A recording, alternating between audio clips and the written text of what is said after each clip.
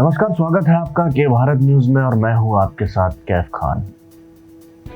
भारत देश की पहचान ही उसके इतिहास और ऐतिहासिक स्मारकों से होती है, जिसे एक संपन्न सांस्कृतिक देश के नाम से भी जाना जाता है। यहाँ के कोने कोने में कई ऐतिहासिक प्राचीन स्मारकों से बनी हुई है। आज भी कई तरह के ऐतिहासिक सबूत यहाँ की धरती में दबे पड़े हैं।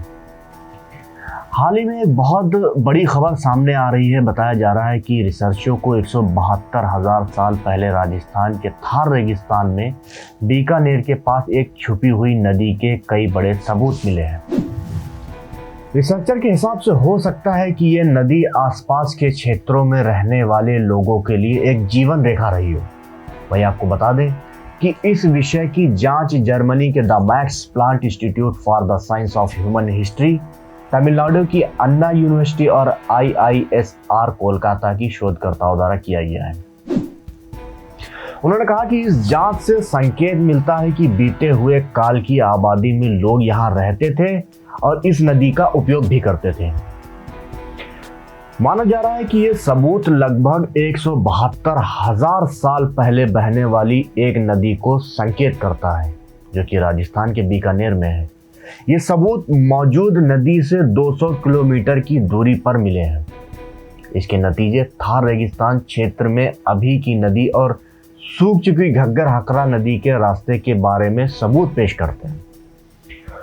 उन्होंने कहा कि मध्य थार रेगिस्तान में बहने वाली नदी उस समय में रहने वाले निवासियों के लिए जीवन जीने की एक जरूरी साधन होगा और ये निश्चित रूप से पलायन करने के लिए एक महत्वपूर्ण गलियारा भी रहा होगा। Max Planck Institute of Human History Science के जिम्बो बिल खान ने कहा कि थार मरुस्थल का एक संपन्न पूर्व काल का इतिहास रहा है। सबूतों के हिसाब से ऐसा दिख रहा है कि कैसे पाषाण युग की आबादी न केवल बची हुई बल्कि अभी तक कहीं ना कहीं जिंदा है। उन्होंने कहा, हम जानते हैं कि इस क्षेत्र में रहने वालों के लिए नदियां कितनी महत्वपूर्ण हो सकती हैं, लेकिन बीते हुए काल की विशेष चीजों के या नदियों के बारे में हमें बहुत कम जानकारी है। शोधकर्ताओं के अनुसार सैटेलाइट से मिली तस्वीरों को देखते हुए ये पता लगता है कि थार रेगिस्तान में बहने वाली नदियों का घना जाल आज भी है। मैक्स प्लैंक इंस्टीट्यूट के जिम्बो बिलखान ने कहा, थार रेगिस्तान का एक समृद्ध प्रगति हाथ रहा है और हम सबूतों की एक विस्तृत श्रृंखला पेश कर रहे हैं कि कैसे पाषाण युग में वहां आबादी रहती थी और किस तरह उनकी बस्तियां विकसित हुई होंगी। उन्होंने कहा, हम जानते हैं कि इस क्षेत्र में रहने वालों के लिए नदियां कितनी महत्वपूर्ण हो सकती हैं, लेकिन प्रगतिहार जैसी प्रमुख अवधि के दौरान नदियों की प्रणाली के बारे में हमें बहुत कम जानकारी है। रिसर्चर के अनुसार सैटेलाइट से मिली तस्वीरों से पता लगता है कि थार रेगिस्तान में बहने वाली नदियों का घना जाल था।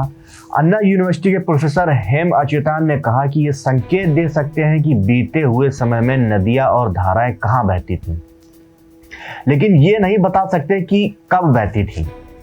उन्होंने ये पता लगाने के लिए इस तरह के चैनल कितने पुराने हैं, हमें रेगिस्तान के बीच में नदी की गतिविधि के लिए जमीन पर सबूत तलाशने होंगे। बताया जा रहा है कि सैटेलाइट तस्वीरों के जरिए थार रेगिस्तान को पार करने वाले नदी चैनलों के एक घने नेटवर्क का पता चला है। अन्ना यूनिवर्सिटी के प्रोफेसर हेमा अच्युतान ने कहा है कि इन संकेतों से ये पता लगाया जा सकता है कि बीते हुए काल में नदियां कहां कहां बह चुकी हैं, लेकिन ये अनुमान हम नहीं लगा सकते कि कब। ये दिखाने के लिए कि इस तरह के चैनल कितने पुराने हैं, उन्हें रेगिस्तान के बीच में नदी की गतिविधि के लिए जमीन पर सबूत तलाशने थे।